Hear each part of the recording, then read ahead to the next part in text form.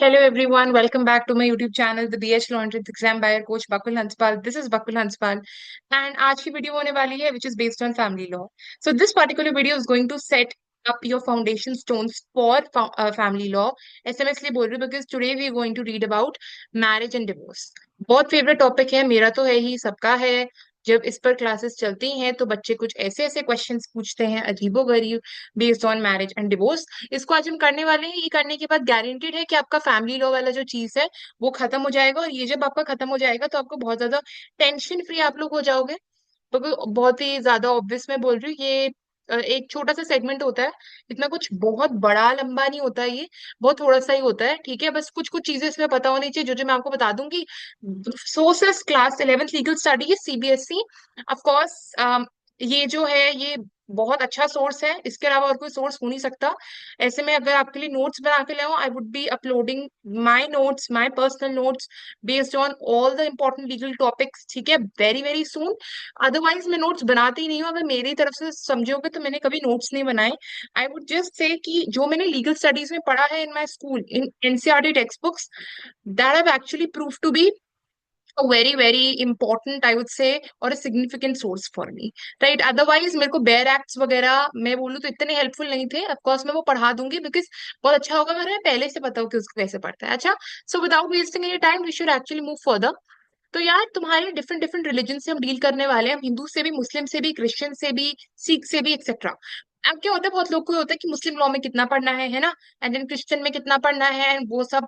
हिंदू तो पढ़ना ही है, मुस्लिम भी पढ़ना है. मुस्लिम इतना ज्यादा नहीं पढ़ना, कुछ कुछ सेगमेंट्स है मुस्लिम लॉ के जो पढ़ने हैं.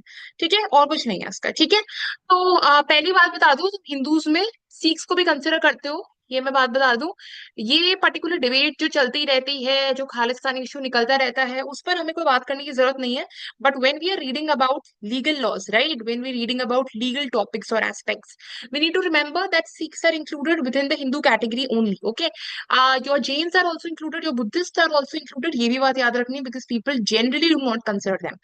Many people are not aware. Muslims, Christians, Parsis, Jews, Zoroastrians, इनको हम अलग नजरिए से देखते हैं. ठीक है, पहली बात तो मुस्लिम लॉ आपका कोडिफाइड ही नहीं, पार्लियामेंट ने पास ही नहीं करा. ठीक है, इसका मतलब ये है कि जब भी मान लो कोई डाइवोर्स का मैटर है मुस्लिम लॉ में, so I can not go to high court, I can not go to supreme court. ऐसा क्यों?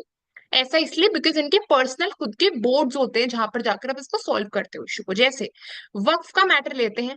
वक्फ के पुराने बिल में क्या मेंशन था, इस पर मैं वीडियो बनाऊंगी डिटेल में. वक्फ का जो न्यू बिल है, वक्फ वक्फ के पुराने बिल में क्या लिखा था, ये लिखा था ना कि जो भी वक्फ का मैटर है वो किधर होगा, वो वक्फ ट्राइब्यूनल में सॉल्व होगा.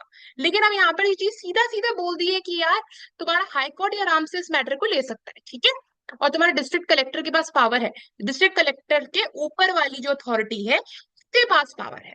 उसके पास सॉल्व नहीं हो पाएगी. Division bench of high court would be ready to solve the matter. ये नए वाले वक्त में लिखा है. लेकिन उससे पहले क्या था, क्योंकि अब हमने इसको कोडिफाई करा है, हमने पार्लियामेंट में पास करवाया, इसलिए ऐसा हुआ है. ठीक है, इसलिए गवर्नमेंट इंटरवीन कर सकती है. ठीक है, लेकिन अगर मैं बात करूं तुम्हारे नॉर्मल कोडिफाइड वाली चीजों में, तो वक्फ ट्राइब्यूनल के पास जाता था और किसी जगह के पास आप नहीं जा सकते थे. In the same way divorce का मैटर हमने बहुत रिसेंटली सुप्रीम कोर्ट में इसको डील करना स्टार्ट करा था, शाह बानू केस से, शायरा बानू वाले केस से. राइट, शाह बानू केस आपका बहुत पहला डाइवोर्स का केस था एंड शाह बानू केस आपका ट्रिपल तलाक का केस था. तो ये बानू में बहुत दिक्कत होती है लोगों को. You just need to remember Shayara Bano and Shah Bano case. ठीक है, फिर तुम्हारा क्या होगा, जब ये चीज कोडिफाइड हो जाती है तो गवर्नमेंट इसमें इंटरवीन कर लेती है. ठीक है, based on sharia which is there in this Quran. तो यार तुम चाहे शरीयत बोलो, शरिया बोलो, एक ही बात है. ठीक है, देन बिकॉज इसमें भी लोगों को कंफ्यूजन होती है. बट अगर हम ये चीज पढ़ रहे हैं, ठीक है, तो हमें पता होना चाहिए कि दो सेक्ट्स है, शिया है और सुन्नी है.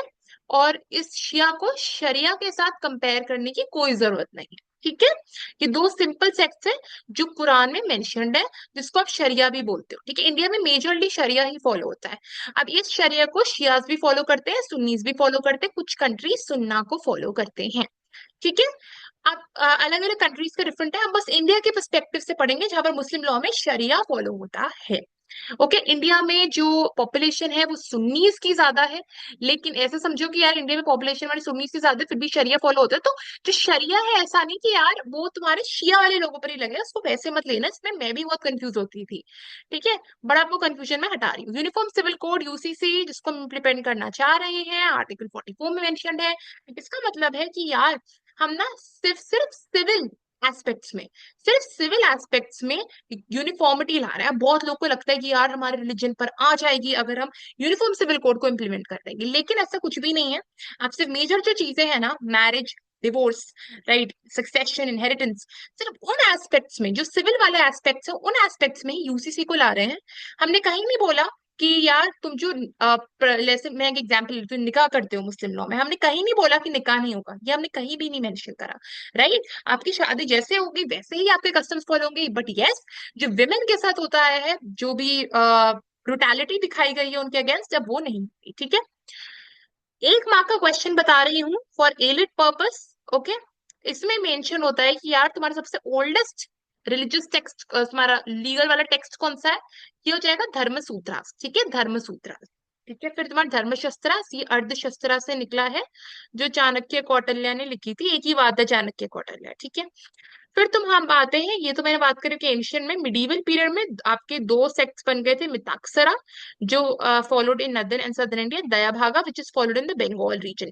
इस पर आपके क्या आते हैं, पैसेजेस आते हैं। इन पैसेजेस का आपको बहुत ज्यादा ध्यान रखना है, ऐसे इसलिए बिकॉज ये थोड़े से डिफिकल्ट टेक्निकल आते हैं, वो उनसे डिफिकल्ट बट थोड़े टेक्निकल आते हैं। जैसे मिताक्षरा में, जैसे सॉरी दया भागा में, जो मेजरली आपका नॉर्थ ईस्टर्न साइड में है, सैम में भी होता है, ये बंगाल में भी होता है, इसमें ना थोड़ा सा मैट्रिलिनी को फोकस दिया गया है, मैट्रिलिनी पर।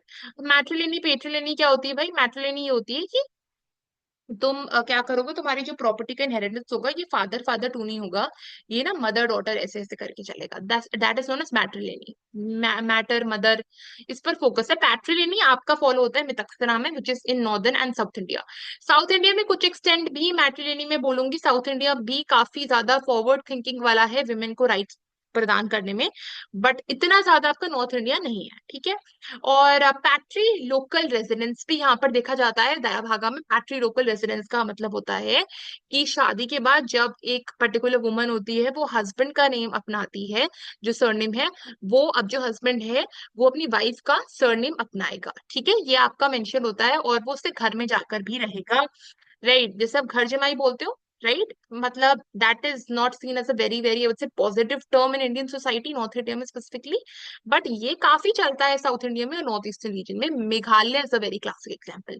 नॉर्थ ईस्ट में दयाभागा, आप ना प्रॉपर्टी का ऐसे ऐसे ना आपको पैसेजेस आएंगे, पैसेजेस में वो करवाऊंगी भी, कि यार आपकी मदर का जो है वो फर्स्ट जनरेशन का, देन किधर जाएगी प्रॉपर्टी, डॉटर के पास जाएगी, बड़ी वाली डॉटर के पास करी जाएगी, छोटी वाली डॉटर के पास करी जाएगी, ये पूरी चीज बहुत टेक्निकल होती है जिसमें पैसेजेस आते हैं। ठीक है, दूसरी चीज, मुस्लिम्स में आपके पास जब आए थे, Warren Hastings was the first governor general of Bengal, introduce uniform criminal law with the idea of equality before the law for both Hindus and Muslims. Uniform criminal law में क्या होता है कि आपको क्रिमिनल में एक ही सजा मिली जाती है। इंडिया में रिलीजन के आधार पर कोई क्रिमिनल एस्पेक्ट में डिफरेंशिएशन नहीं होता। यूनिफॉर्म क्रिमिनल लॉ है बट यूनिफॉर्म सिविल लॉ नहीं है।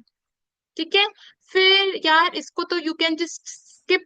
Okay, if you preparing for CLAT, if you preparing फिर योर लीगल स्टडीज अपने स्कूल के लिए, तो थोड़ा सा मैं बता देती हूँ कि तुम्हारे जो ब्रिटिशर्स थे उन्होंने क्या किया था, Hindu pandits and Muslim jurist को करा था, बिकॉज उन्हें ऑफ कोर्स लैंग्वेज तो आती नहीं थी, तो लॉ को इंटरप्रेट करना था। लॉ को इंटरप्रेट करने के लिए वो Anglo Hindu personal law, Anglo Islamic personal laws उन्होंने बनाना स्टार्ट करे, लॉ कमीशन और रिफॉर्म्स भी लाना स्टार्ट करे। यूनिफॉर्म हिंदू कोड बिल आया था। ठीक है, जो बेसिकली ये बोल रहा था कि जितने भी तरीके की varied religious customs and usages है, इसको हम कंबाइन करेंगे।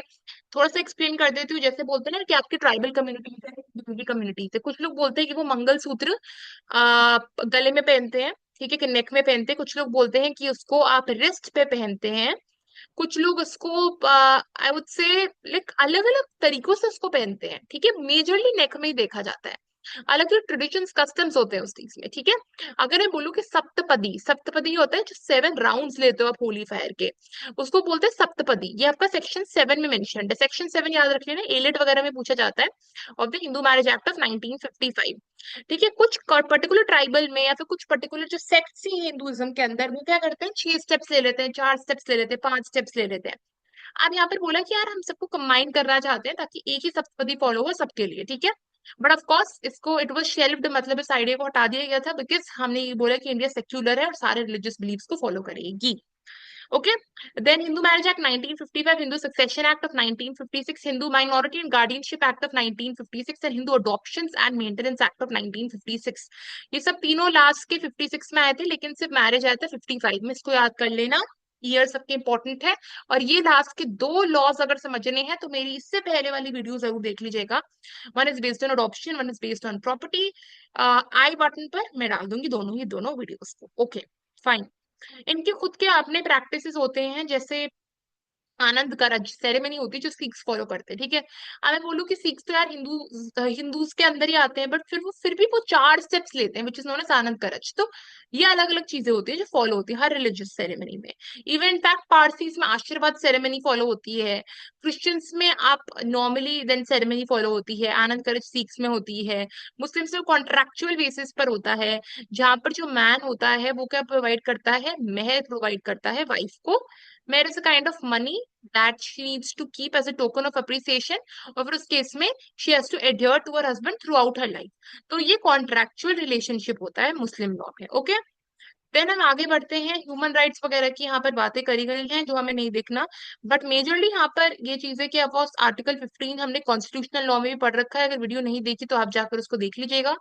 Prohibits discrimination based on religion, caste, race, sex, place of birth etcetera, strongly constitution में मेंशन है। 25-26 में आपको अगेन फ्रीडम दी गई है, आप कोई भी रिलीजन को प्रैक्टिस कर सकते हैं।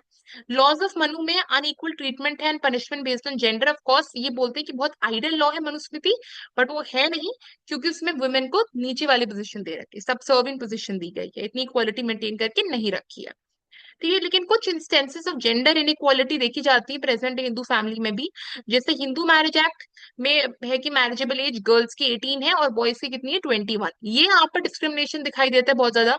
एटलीस्ट अगर गर्ल्स की 21 होती तो आप रूरल इंडिया में अपॉर्चुनिटीज दे रहे थे लड़कियों को आगे पढ़ने के लिए, राइट। लेकिन हालांकि आपने बिल भी पास कर, अभी रिसेंटली भी 1 साल पहले की बात है कि बिल पास हुआ था कि 21 कर दो, बट लोगों ने उसको सपोर्ट नहीं करा। तो लोगों को बहुत कंफ्यूजन रहता है कि मैरिजेबल एज क्या है लड़की की, that is 18, that is still not 21। Hindu succession provides different methods of intestate without a will for both male and female। हमने इसके बारे में भी अपनी वीडियो में बात करी थी कि यार तुम्हारे फीमेल में जब फीमेल की प्रॉपर्टी का सक्सेशन होता है ना, इंटरस्टेट सक्सेशन होता है, that is without a will. तो हस्बैंड को, सन को, डॉटर को शेयर मिलता है, बट इसके जो फीमेल के अपने मम्मी पापा है इसको थर्ड फोर्थ कैटेगरी में रखा जाता है, ठीक है।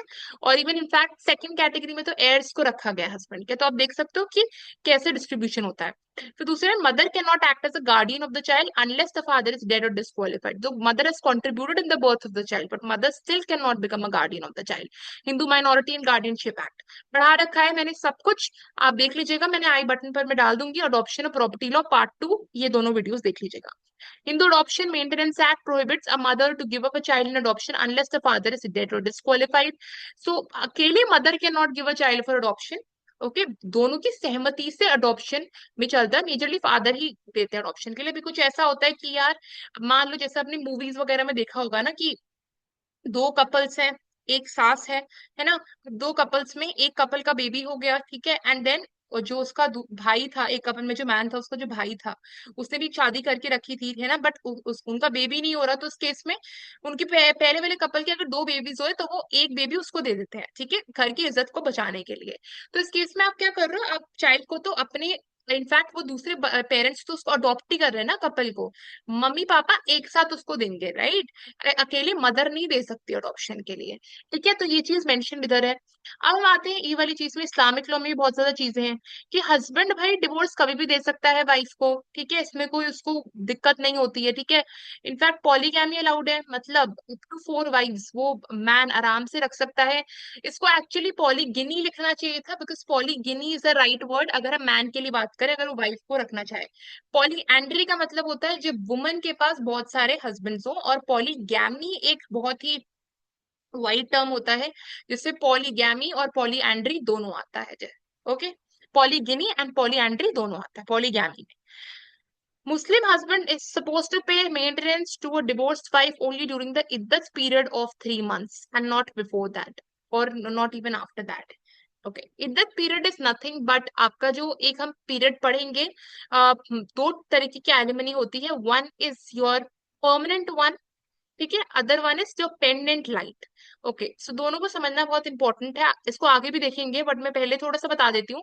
पेंडेंट लाइट का मतलब होता है जब प्रोसीडिंग्स चल रही हो, जब प्रोसीडिंग्स पेंडिंग हो। तो यार तुम्हारे डिवोर्स वाली चीजों में ना काफी टाइम लगता है, ठीक है, ये एक दिन नहीं होता कि आज कोई डिवोर्स लेने गया तो उसे बस मिल गया या कल तक मिल गया। बहुत सालों साल इसमें लगते हैं। अब क्या होता है, मान लो किसी को डिवोर्स में 3 साल लग गए, तो 3 साल का क्या होता है इस केस में, जो हस्बैंड होगा उसको 3 साल का भी पैसा देना पड़ेगा वुमन को। Apart from that monthly women को या फिर जैसे भी डिसाइड होता है पैसे देने पड़ेंगे हस्बैंड को, उस पर्टिकुलर मैन को, अपनी वुमेन को, राइट। तो पेंडेंट लाइट, पेंडेंट लाइट जब तक प्रोसीडिंग्स चल रही है, iddat period is also pendente lite, ठीक है, मुस्लिम लॉ में। ओके, फिर तुम्हारे 3 टाइप्स ऑफ डिवोर्स हैं जो हमें पता होने चाहिए।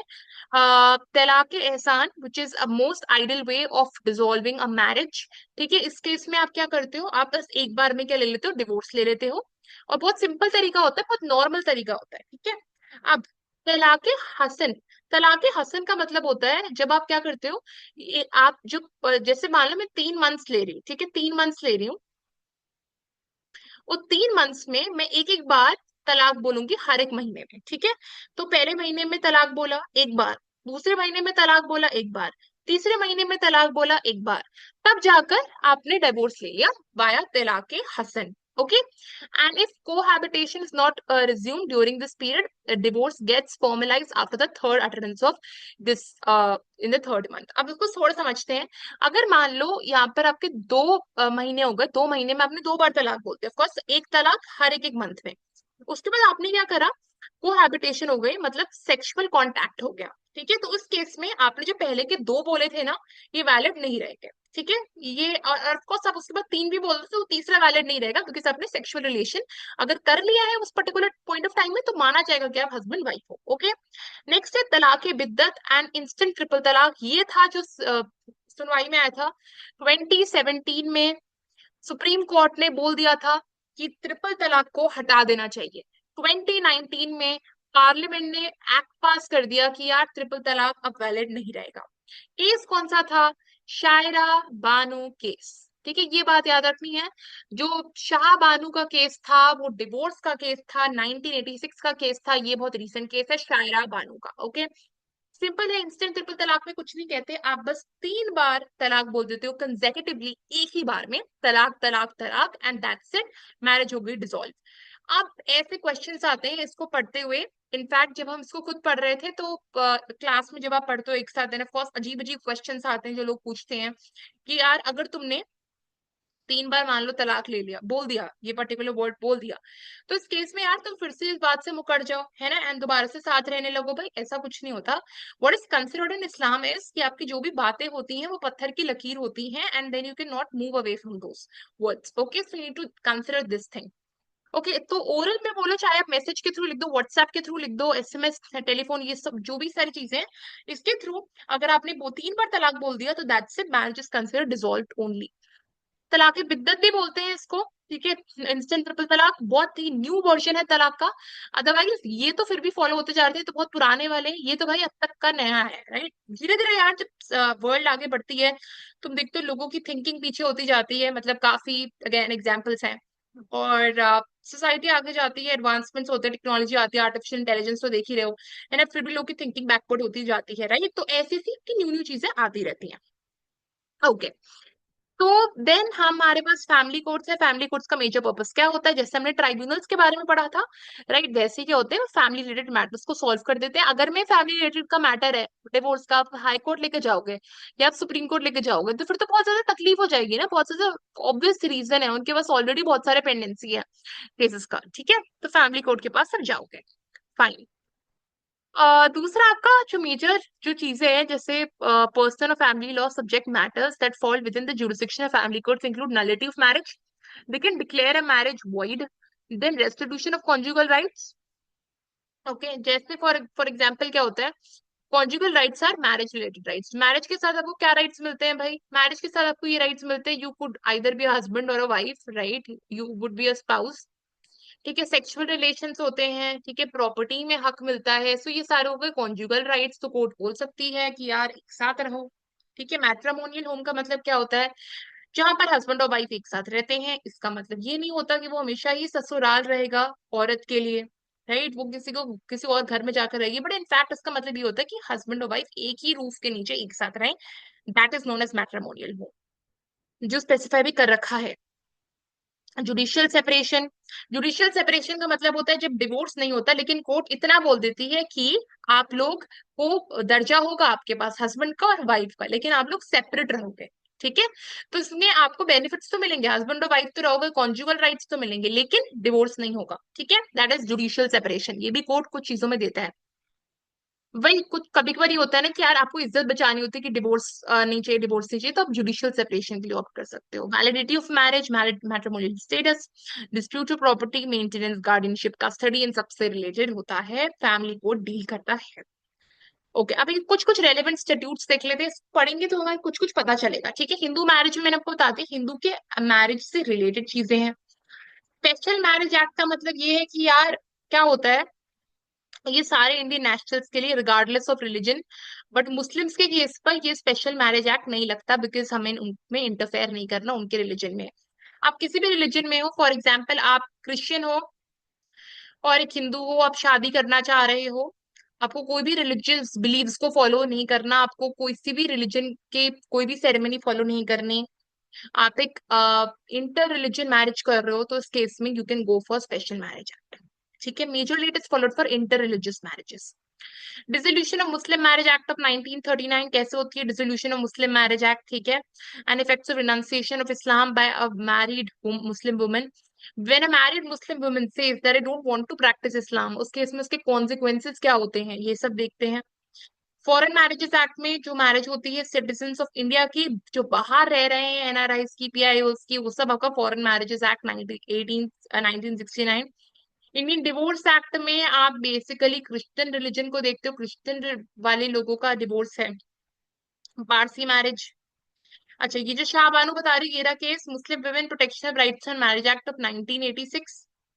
Then Islamic code of shariat, हमारे कंट्री में शरीयत है, सुन्नत एप्लीकेबल नहीं है, इसका भी हमने कोड पास करके रखा है, application of Shariat act of 1937। Hindu adoption and maintenance act of 1956। Maintenance पे मेंशन है to various family members including your own parents, parents can demand maintenance from their children if children are not listening to them, even grandparents can demand maintenance from grandchildren. Indian Christian marriage act, formalisation marriages among Indian Christians, Indian minority, Hindu वाला। Guardian wards act, ये सिर्फ ये Hindus पर, Hindus के लिए हमारे पास है आपका Hindu minority and guardianship act. लेकिन जो गार्डियन वार्ड्स एक्ट 1890 है, उस केस में आपके क्रिश्चियंस एंड पारसीज पर एप्लीकेबल है। देन आपका जो सीआरपीसी का 125 128 है, ये मेंटेनेंस से डील करता है, तो भाई स्टैंड अलोन है, मेंटेनेंस से डील करता है, इसको याद कर लो, एलिट वगैरह में पूछा जाता है इसको। ठीक है, protection of women from domestic violence act 2005, domestic violence का कोई पर्टिकुलर एक्ट नहीं था, उसका हमने बना दिया।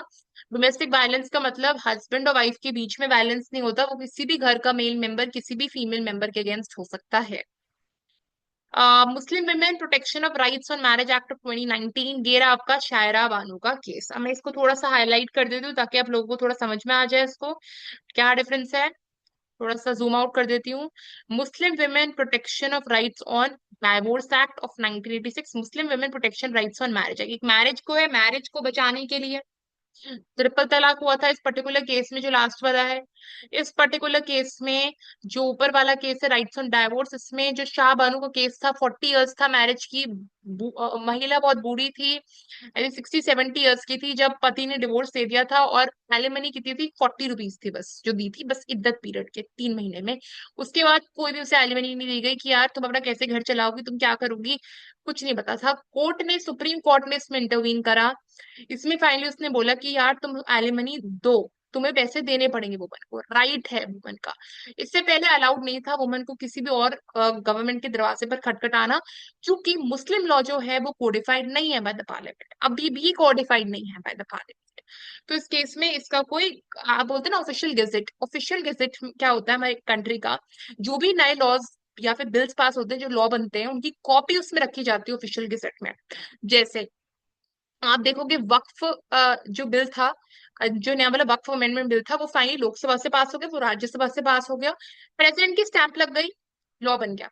अब ये चाहे तुम इंस्टाग्राम चलाते हो या फिर कोई भी न्यूज चलाते हो, तो इस केस में अगर कोई इन्फॉर्मेटिव न्यूज है, वो इन्फॉर्मेटिव न्यूज है, प्रोपेगेंडा वाली न्यूज नहीं है, तो इस केस में देखोगे तो वो जेन्युइनली दिखा रहे हैं कि वो ऑफिशियल गेजेट में भी मेंशन्ड हो गया वक्फ लॉ अमेंडमेंट वाला। तो इस केस में वो सारी चीजें मेंशन्ड है, जैसे तो उस केस में वो चीजें कोडिफाइड होती है क्योंकि पार्लियामेंट ने पास कर दिया, अदरवाइज वो कोडिफाइड नहीं होती। तो यार सुप्रीम कोर्ट ने कुछ बोला, अब सुप्रीम कोर्ट ने बोला तो क्या तुम प्लीज इसको यार एलिमनी दो, इसको पैसे दो, इसको कैसे चलेगा गुजारा। मुस्लिम वाले बोर्ड्स खड़े हो गए, बोल रहे हैं कि यार तुमने हमारे रिलीजन पर ना उंगली उठाई है, तुमने हमारे रिलीजन में ना इंटरफेयर करा है। क्यों? क्योंकि ये तो भाई कोडिफाइड ही नहीं है और तुम इसमें दखलंदाजी कैसे दे रहे हो। गवर्नमेंट ने क्या करा, गवर्नमेंट ने सपोर्ट करा किसका डिसीजन, वो मुस्लिम बोर्ड्स का। उन्होंने ऑफ कोर्स इतना सपोर्ट नहीं करा जो सुप्रीम कोर्ट का डिसीजन था, but over a period of time यार तुम्हारी बहुत सारी चीजें होती हैं, तुम्हें ध्यान रखना पड़ता है कि कंट्री में क्या क्या हो रहा है, और तुम फाइनली एक बिल को ले आते हो जहां पर मुस्लिम वुमेन को राहत मिल जाती है। तो मुस्लिम वुमेन आज कोई मुस्लिम वुमेन है वो चली जाती है कोर्ट के अंदर, मेरे को एलिमनी नहीं मिल रही, तो definitely court is going to entertain that. ठीक है, पहले ही एंटरटेन नहीं होता था बट अब वो एंटरटेन होगा। ट्रिपल तलाक के केस में भी वो चीज एंटरटेन होगी। ठीक है, बट यार लोगों में इतनी हिम्मत नहीं होती कि वो चाहें, है ना। तो that is the reason people do not go and report this. Okay, family courts का आइडिया कहाँ से आया था? वो दिया था श्रीमती दुर्गाबाई देशमुख ने, क्योंकि वो चाइना गई थी, चाइना में उन्होंने एक मॉडल देखा था, यहाँ पर आकर उन्होंने प्रेरणा दी mister justice MC Chawla of Bombay high court and honourable justice PB Gajendra Gadkar, right. उनको दिया पंडित जवाहरलाल नेहरू की हेल्प लिया, फाइनली हमारी कंट्री में फैमिली कोर्ट्स को स्टैब्लिश करा। अब यार तुम अगर फैमिली कोर्ट्स के बारे में करोगे ना, वहां पर लॉयर्स नहीं होते, वहां पर क्या होते हैं, कंसिलिएटर्स होते हैं, है ना। अब मैं बोलूँ यार किसी कोई पर्टिकुलर मैटर है जिस मैटर को हम सॉल्व कर रहे हैं, और वहां पर मैं क्या ले रही हूँ, लॉयर्स की हेल्प ले रही हूँ, तो लॉयर्स की हेल्प में ना मैटर बहुत ज्यादा ब्रूटल हो जाएगा, बिकॉज आप तुम्हारा मेन मोटिव होगा प्रॉफिट के लिए लड़ रहे हो, और एक पार्टी दूसरी पार्टी यहाँ पर कोई जीतने वाली और एक हारने वाली, ये हो जाएगा अगर मैं लॉयर्स को इनकॉपरेट करूंगी। बट अगर मैं काउंसिलर्स या फिर कंसिलिएटर्स को इनकॉपरेट करूंगी तो यहाँ पर प्रॉफिट नहीं रहेगा मेजर मोटिव, या फिर मेजर मोटिव ये नहीं रहेगा कि एक को हारना एक को जीतना है, मेजर मोटिव रहेगा कि मेरे को मैरिज मैरिज को बचाना है जो बहुत ज्यादा अच्छा और सुंदर यूनियन है, राइट, यही माना जाता है। ये बोला जाएगा कि यार you need to compromise, not just compromise but you need to solve your problems, right, these problems happen in every household, you need to understand the other party, you need to understand कि ये छोटी छोटी बातों पर झगड़ा होता रहता है, right, you need to understand. अब यहाँ पे बोला गया कि अगर कोई बंदा है वो डोमेस्टिक वायलेंस कमिट कर रहा है अपनी वाइफ के अगेंस्ट, तो क्या करेगा, पुलिस भेजी जाएगी, वहां पर मैटर को स्टडी करा जाएगा, उसने दोबारा हाथ उठाया तो देखा जाएगा, मैरिज को बचाने की पूरी कोशिश करी जाएगी, जैसे स्कूल में काउंसलर्स होते हैं वैसे इधर काउंसलर होते हैं। ठीक है, अब तुम्हारे पास क्या होता है, अमाइकस क्यूरे होता है। अमाइकस क्यूरे जो वर्ड है ये एक लैटिन मैक्सिम भी है, इसको कहीं नोट डाउन कर लीजिए। इसका मतलब होता है फ्रेंड ऑफ द कोर्ट, मतलब जब भी देखा जाए कि यार कोई भी जो पार्टी है, कोई भी पार्टी अनरिप्रेजेंटेड है, तो वहां पर अमाइकस क्यूरी का हम यूज कर सकते हैं, बिकॉज अमाइकस क्यूरी क्या करेगा, उस पार्टी को रिप्रेजेंट करेगा कोर्ट में। विमेन है, गरीब है, डोमेस्टिक वायलेंस का केस लड़ रही है, पति परेशान करता है, लॉयर नहीं है, कोर्ट क्या करेगा, अमाइकस क्यूरी दे देगा उसको। तो वो क्या कर रहा है, वो कोर्ट की भी हेल्प कर रहा है क्योंकि एक पार्टी रिप्रेजेंट कर रहा है, और कोर्ट को एक्सप्लेन कर रहा है उस पार्टी का केस, और उस वुमन की भी हेल्प हो रही है, अमाइकस क्यूरी है ये। ठीक है, बट देखा जाता है भाई कि वो काउंसलर्स को इतने कम पैसे दिए जाते हैं, यूजुअली जो गवर्नमेंट लॉयर्स होते हैं उनको इतने कम पैसे दिए जाते हैं कि उनके पास कोई इंसेंटिव नहीं होता कि वो असलियत में केसेस को सॉल्व करें। ठीक है, हम्म, काउंसलर्स ने मेजर रोल महाराष्ट्र में निभाया जहां पर उन्होंने जेन्युइनली नेगोशिएशन और सेटलमेंट को प्रमोट करा है। कभी कभार काउंसलर्स क्या हो जाते हैं, एंटी वुमेन देखे गए हैं, और कभी कभार ऐसा किया है कि यार तुम सेक्शन 125 ऑफ सीआरपीसी, हमने जो अभी अभी पढ़ा है ना, तुम्हारे डिवोर्स से रिलेटेड ये वाली जो चीज होती है मेंटेनेंस से रिलेटेड, वो क्या कर देते हैं, कभी कभार वुमेन को इतनी यार कम पोजीशन दे देते हैं, या फिर इतना उन्हें कंसिडर नहीं करते, या फिर इतना उनको निग्लेक्ट कर देते हैं, और हस्बैंड को बचा देते हैं ताकि हस्बैंड को मेंटेनेंस ना देनी पड़े वाइफ को। ठीक है, तो इस केस में क्या होता है, बस भाई हस्बैंड की वाहवाही होती है और वाइफ को उसके साथ रहना पड़ता है, और ये डिक्लेयर कर दिया जाता है कि जो वाइफ के साथ हो रहा है वो इतना ब्रूटल नहीं है कि डिवोर्स मांग ले, राइट, या फिर वो इतना इंपॉर्टेंट या इतना रेलेवेंट नहीं है हस्बैंड को बचाने के लिए। ऐसे इसलिए होता है क्योंकि हमारी पेट्रियार्कल सोसाइटी है, ठीक है, जहां पर वुमेन को इतना इंपॉर्टेंस नहीं दिया जाता। ठीक है, अब दूसरे हम आते हैं मैरिज एंड डिवोर्स। यहाँ से आपका मेजर मेजर टॉपिक स्टार्ट होता है।